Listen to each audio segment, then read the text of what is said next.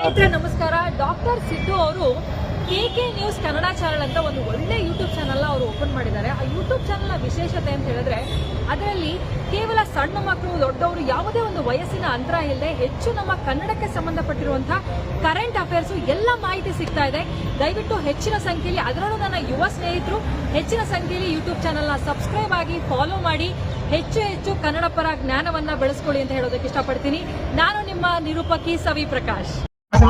ಇರ್ಲಿಲ್ಲ, ಅವನ ಕರಡಿ ಮನೆ ಹೇಗಿತ್ತಪ್ಪ ಅಂದ್ರ ಬಹುಶಃ ಅದು ಸ್ವಾತಂತ್ರ್ಯ ಯೋಧರನ್ನ ಸೆಟೆದು ತಯಾರು ಮಾಡುವಂತ ಒಂದು ವ್ಯವಸ್ಥೆ ಆ ಕರಡಿ ಮನೆಯಲ್ಲಿತ್ತು. ಅದಕ್ಕೆ ನೀವೆಲ್ಲರೂ ಇಲ್ಲಿ ಕೂತಂತ ಎಲ್ಲ ಹಿರಿಯರು ಜೊತೆಗೆ ಇಲ್ಲಿ ಏನೋ ಏನು ವಿಕಲ್ ನಾಯ್ಕತ್ತಾರ ರಸಮಂಜರಿ ಕಾರ್ಯಕ್ರಮವನ್ನು ತಂದಿರಿ.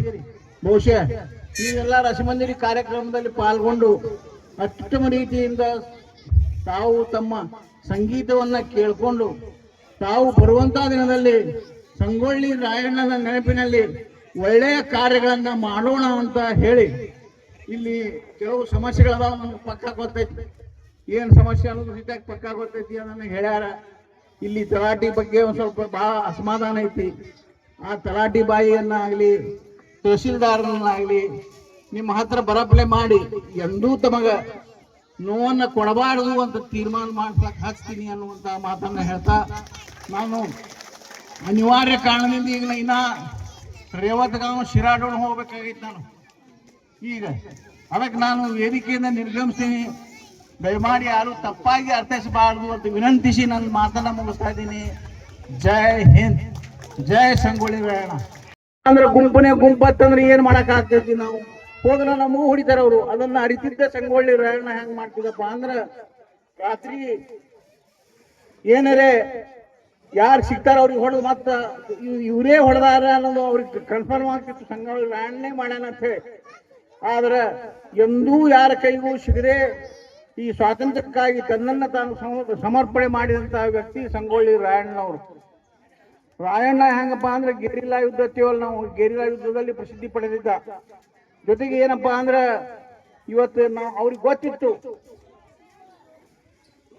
ಠಾಕ್ರೆ ಅನ್ನುವಂತ ಬ್ರಿಟಿಷ್ ಅಧಿಕಾರಿಯನ್ನ ಯುದ್ಧದಲ್ಲಿ ಸಂಗೊಳ್ಳಿ ರಾಯಣ್ಣನ ಗೆಳೆಯ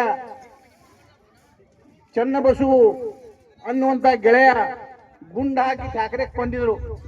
ಆ ಠಾಕ್ರೆ ಕೊಂದ ಪರಿಣಾಮದಿಂದ ಮುಂದ ಬ್ರಿಟಿಷರು ಬಹುಸಂಖ್ಯೆಯಲ್ಲಿ ಸೈನಿಕರನ್ನ ಕರೆದುಕೊಂಡು ಮುತ್ತಿಗೆ ಹಾಕಿದ್ರು. ಆದ್ರೆ ಮುತ್ತಿಗೆ ಹಾಕಿದ್ರು ಅವರ ಮನಸ್ಸಿಗೆ ಏನು ಖಾತ್ರಿ ಇತ್ತಪ್ಪ ಅಂದ್ರೆ ಸಂಗೊಳ್ಳಿ ರಾಯಣ್ಣನ ಬಳಿ ಯಾವುದೇ ಒಂದು ಯುದ್ಧ ಮಾಡುವಂತ ಕತ್ತಿ ಹಿಡಿದು ಯಾವುದೇ ಸಾಮಾನಿದ್ದು ಅಂದ್ರೆ ನಾವು ಅವನಿಗೆ ಬಂದ್ ಮಾಡಕ್ ಹಿಡಿಯಕ್ ಆಗಂಗಿಲ್ಲ. ಅಲ್ಲಿ ಹುಲಿಯ ಬಗ್ಗೆ ಸಮಸ್ಯೆ ಇದ್ದಿತ್ತು. ಹುಲಿ ಬಂದು ಹಿಡ್ಕೊಂಡು ಹೋಗ್ತಿತ್ತು ಎಲ್ಲರಿಗೂ. ಆ ಹುಲಿಯನ್ನ ಇವತ್ತು ಕೆಚ್ಚದೆಯಿಂದ ಹೋರಾಡಿ ಹುಲಿಯನ್ನ ಕೊಂದು ಹುಲಿಯನ್ನೇ ಸಹಿತ ತಾನು ಕೊಂದಿದ್ದನ್ನ ಎಲ್ಲರಿಗೂ ಗೊತ್ತುಪಡಿಸಿ ಇವತ್ತು ಅವರಿಗೂ ಸಹಿತ ಬಿರುದು ಸಿಕ್ಕ್ಯಾರ. ಬಂಧುಗಳು, ಇಂಥ ಅದ್ಭುತವಾದಂತ ತಾಯಿ ತಂದೆ ಅಜ್ಜನನ್ನ ಪಡೆದಂತ ಸಂಗೊಳ್ಳಿ ರಾಯಣ್ಣ ಅಜಾನುಭಾವ ಮನುಷ್ಯ. ಅಜಾನುಭಾವ ಅಂದ್ರೆ ಸುಮಾರು ಸಂಗೊಳ್ಳಿ ರಾಯಣ್ಣ ಎಷ್ಟು ಆಗ್ತಿರ್ತಪ್ಪ ಅಂದ್ರೆ 7 ಫೂಟ್ ಇದ್ರು. 7 ಫೂಟ್ ಎತ್ತರ. ನೀವು ನೋಡ್ರಿ, ನೀವು ಸಂಗೊಳ್ಳಿ ರಾಯಣ್ಣ ಅಂದ್ರೆ ಹಂಗಪ್ಪ ಅಂದ್ರೆ 7 ಫೂಟ್ ಎತ್ತರ. ಸುಮಾರು ಗರಡಿ ಮನೆಯಲ್ಲಿ ಪಳಗಿಸಿದಂತ ಅವನ ದೇಹ ನೋಡಿದ್ರೆ ಎಲ್ಲರೂ ಸದ್ಯ ಅಕಸ್ಮಾತ್ ಈ ಸಭೆಯಲ್ಲಿ ಎದ್ದು ನಿಂತಂದ್ರ ಸಂಗೊಳ್ಳಿ ರಾಯಣ್ಣ ಒಂದು ಪರ್ವತವೇ ನಿಂತಂಗ ಆಗ್ತಿತ್ತು. ಅಂದ್ರೆ ಅಷ್ಟು ಬಲಾಢ್ಯ ಶಕ್ತಿಯನ್ನು ಹೊಂದಿದಂತ ರಾಯಣ್ಣ ಒಬ್ಬೊಬ್ಬರನ್ನ ಹ್ಯಾಂಗಂದ್ರ ಬ್ರಿಟಿಷ್ ಸರ್ಕಾರ ಸೂರ್ಯ ಮುಳುಗದ ಸಾಮ್ರಾಜ್ಯದ ವಿರೋಧ ಹ್ಯಾಂಗಂದ್ರ ಪ್ರಪ್ರಥಮದಲ್ಲಿ ಇವತ್ತ ಈ ಗೆರಿಲ್ಲಾ ಯುದ್ಧ ಅಂತೀವಿ ನಾವು. ಗೆರಿಲ್ಲಾ ಯುದ್ಧ ಅಂದ್ರೆ ಅವಾಗ